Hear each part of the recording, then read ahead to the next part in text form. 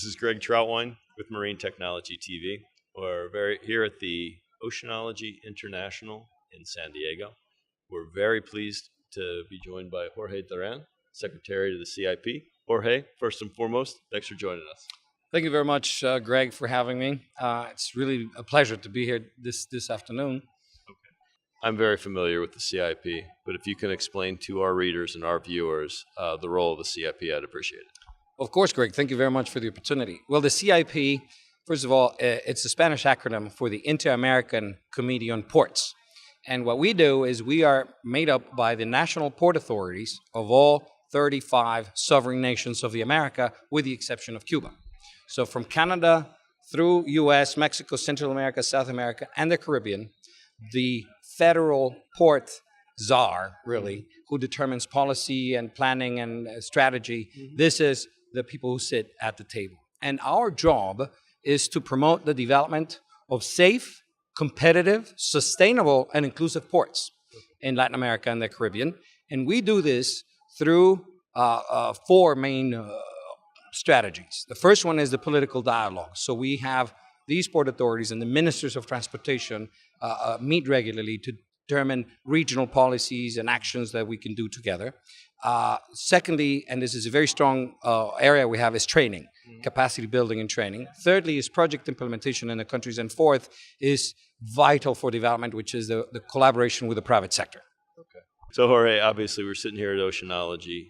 You have your finger on the status of the ports, probably unlike any other that I know. But looking at the Latin America ports, the integration of technology, could you just give us a walkthrough as to what you see today, what the port's challenges are, and what they're doing as far as technology?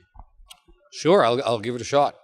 Well, the region's ports are very different. You know, the saying, if you've seen one port, you've seen one port, because they're all very different. They have a different geographic particularities and different purposes. So, for instance, the ports of the Caribbean basin, the English-speaking Caribbean, they're mostly dedicated to tourism, to cruise ships, except for a couple of exceptions in the Dominican Republic, in Freeport, and Kingston.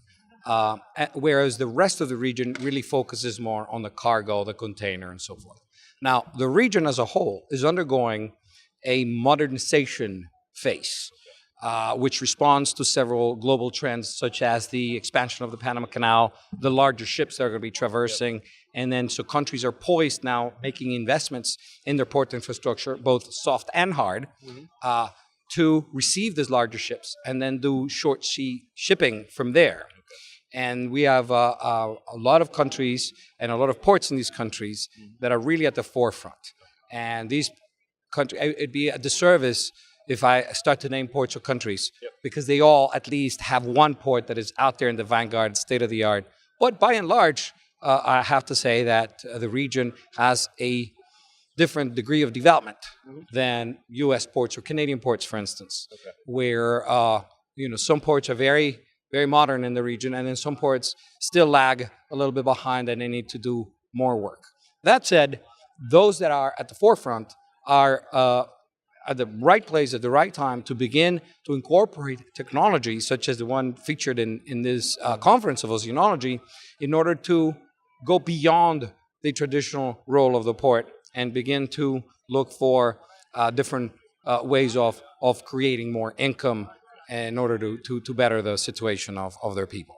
What do you consider to be the biggest challenge moving forward? Again, we look at security concerns, cybersecurity concerns, the role and the use of big data, changing trade patterns, as you said, with the Panama Canal.